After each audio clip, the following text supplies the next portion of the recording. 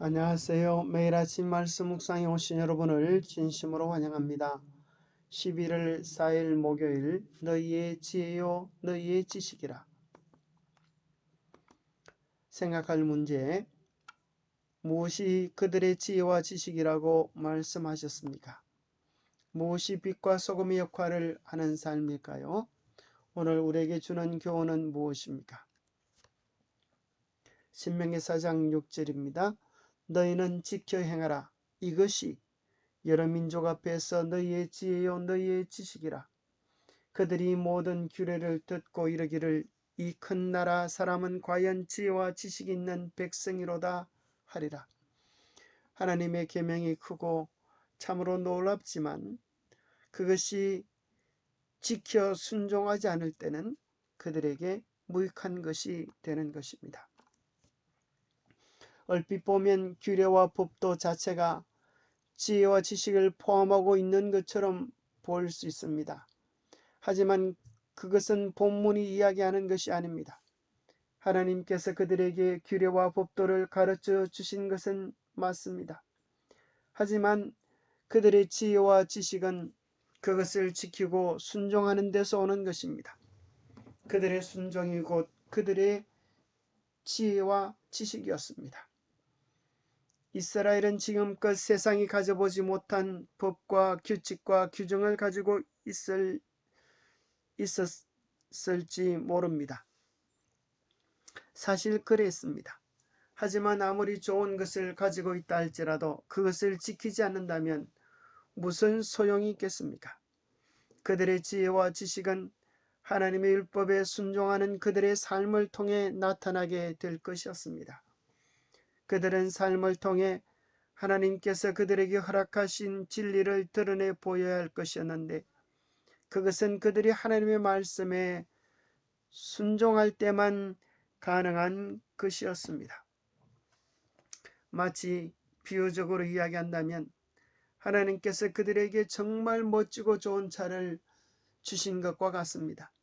아무리 좋고 멋진 차를 주셨음에도 그들이 운전하여 활용할 줄을 모른다면 무익한 일이 될 것입니다.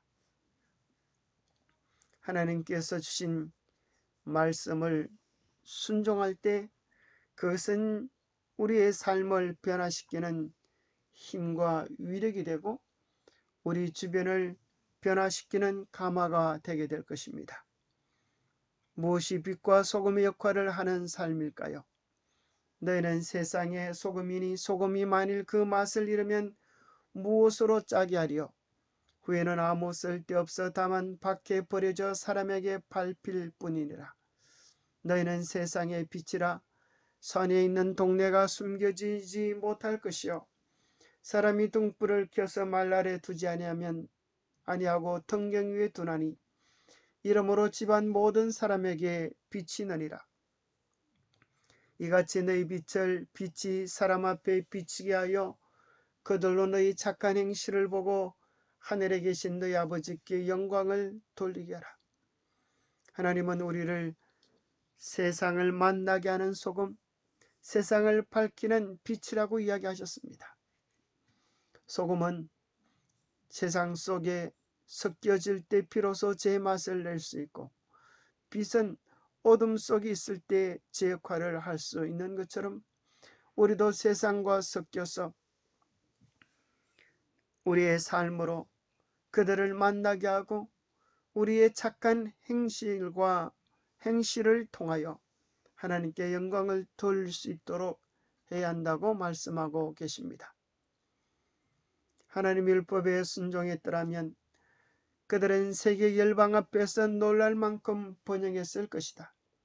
각종 공교한 일에 필요한 지혜와 기술을 주실 수 있는 주님께서는 계속하여 저희의 교사가 되시고 그들이 당신의 율법에 순종하는 일을 통해 그들을 고상하게 하고 향상하게 하셨을 것이다. 만일 저희가 순종했더라면 다른 나라 백성을 괴롭혔던 질병을 피할 수 있었을 것이고 왕성한 지능을 얻을 수 있었을 것이다. 하나님의 영광과 하나님의 위엄과 권능이 저희가 하는 모든 일에 나타났을 것이다. 그리하여 저희는 제사장과 방백의 나라가 되었을 것이다. 하나님께서 그들에게 이 세상에서 가장 위대한 나라가 되도록 온갖 편의를 제공해 주셨다. 하나님께서 그들을 위하여 온갖 편의를 제공해 주셨음에도 불구하고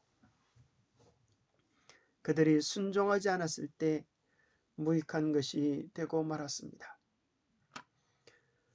갈바리의 십자가는 사람들 위에 높이 들려 그들의 마음과 생각의 중심이 되어야 한다. 우리가 바라봐야 하는 것은 예수님의 십자가입니다.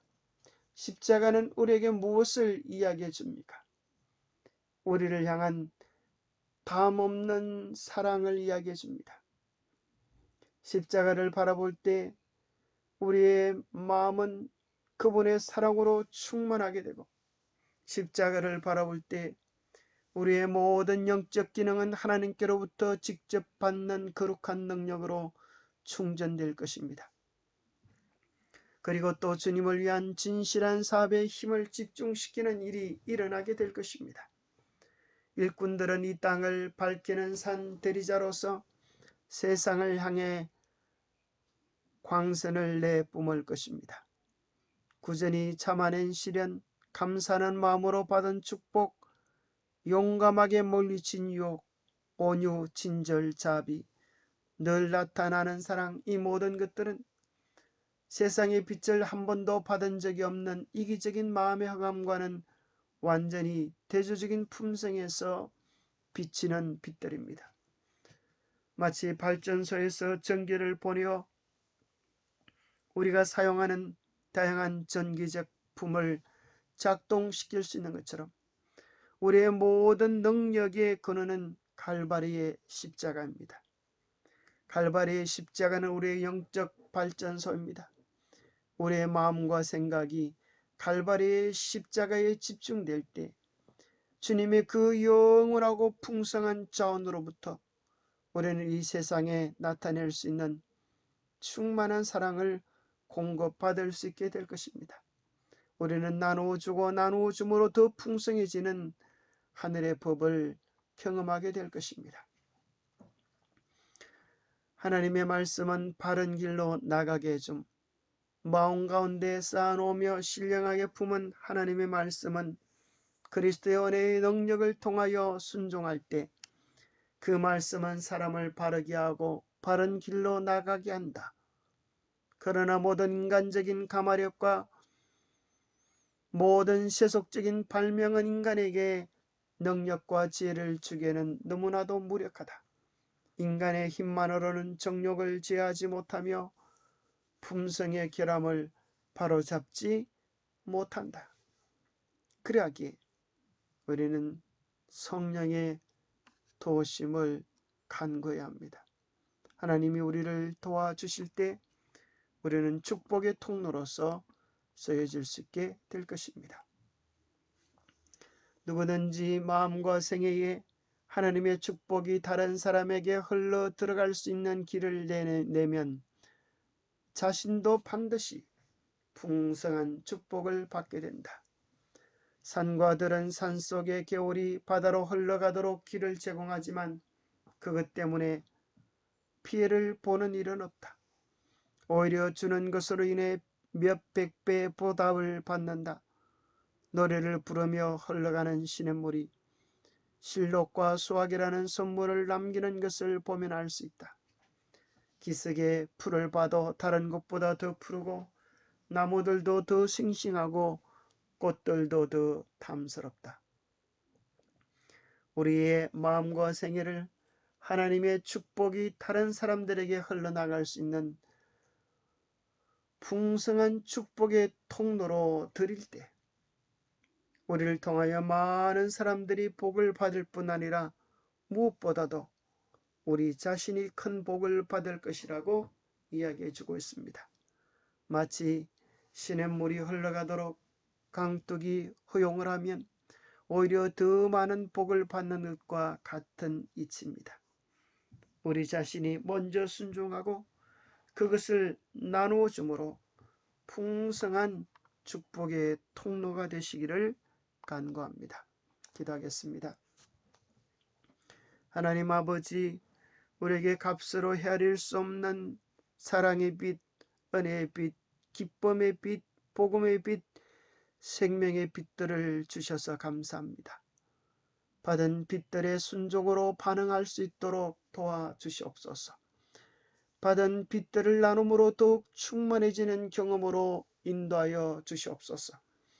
참된 진리를 가지고 있는 남은 교회의 일원이라는 자부심만 가지고 있지 않게 하여 주시고, 진리에 따라 순종하는 삶을 통하여 우리가 가진 진리를 분명히 드러내 보이며 나누어 주므로 복음을 삶으로 꽃피울 수 있도록 도와주시옵소서. 복음의 아름다운 향기, 복음의 아름다운 열매가 될 수 있도록 성령님 늘 우리를 주장해 주시옵기를 우리 주 예수 그리스도로 머지하여 간절히 간구하옵나이다. 축복의 통로로 쓰여지는 귀한 믿음의 일꾼들 되시기를 축복합니다. 감사합니다.